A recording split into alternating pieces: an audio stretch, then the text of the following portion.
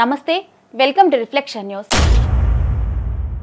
షేక్ హసీనా ప్రభుత్వం పడిపోయి మహమ్మద్ యూనస్ నేతృత్వంలో బంగ్లాదేశ్లో తాత్కాలిక ప్రభుత్వం ఏర్పడినప్పటి నుంచి అక్కడ మైనారిటీలపై భీకరమైన దాడులు జరుగుతున్నాయి। మరీ ముఖ్యంగా హిందువులపై, హిందూ ఆలయాలు, వ్యాపారాలు, ఇళ్లపై తీవ్ర హింసాత్మక ఘటనలు చోటు చేసుకుంటున్నాయి। బంగ్లాదేశ్లో మైనారిటీలపై జరుగుతున్న హింసపై భారత్తో పాటు ప్రపంచవ్యాప్తంగా తీవ్ర ఆందోళనలు వ్యక్తమవుతున్నాయి।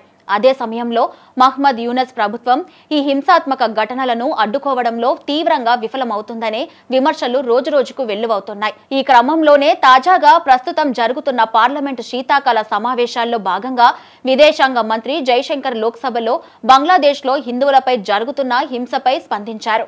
బంగ్లాదేశ్లో మైనారిటీలు, హిందువులపై జరుగుతున్న దాడులతో పరిస్థితి తీవ్ర ఆందోళనకరంగా మారిందని జైశంకర్ వెల్లడించారు। ఈ హింసను అడ్డుకునేందుకు బంగ్లాదేశ్ తాత్కాలిక ప్రభుత్వం చర్యలు తీసుకుంటుందని ఆశిస్తున్నట్లు తెలిపారు। మైనారిటీలు, హిందువుల భద్రతకు తగిన భద్రత కల్పిస్తుందని భావిస్తున్నామన్నారు। ఇదే విషయంపై ఇటీవల బంగ్లాదేశ్కు వెళ్లిన భారత విదేశాంగ శాఖ కార్యదర్శి విక్రమ్ మిశ్రీ అక్కడి నేతలతో చర్చించినట్లు జైశంకర్ గుర్తు చేశారు। మరోవైపు భారత్, పాకిస్తాన్ మధ్య మంచి సంబంధాలు నెలకొనాలంటే అక్కడ పూర్తిగా ఉగ్రవాదం నశించిపోవాలని తెలిపారు। అప్పుడే పాక్తో భారత్ చర్చలకు ముందుకు వస్తుందని జైశంకర్ స్పష్టం చేశారు।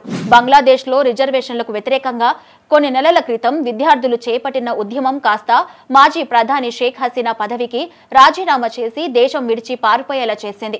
ఆ తర్వాత బంగ్లాదేశ్లో మహమ్మద్ యూనస్ నేతృత్వంలో తాత్కాలిక ప్రభుత్వం ఏర్పడింది। అప్పటి నుంచే హిందూ మైనారిటీలపై తీవ్రంగా దాడులు జరగడం ఉద్రిక్త పరిస్థితులకు కారణమవుతున్నాయి। ఇక ఇటీవల హిస్కాన్ ప్రతినిధి చిన్మయ్ కృష్ణదాస్ అరెస్టుతో పరిస్థితి తీవ్ర స్థాయికి చేరింది।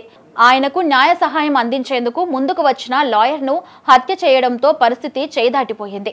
ఈ ఘటనలతో భారత్లోని ఇద్దరు దౌత్యవేత్తలను బంగ్లాదేశ్ వెనక్కి పిలిపించింది।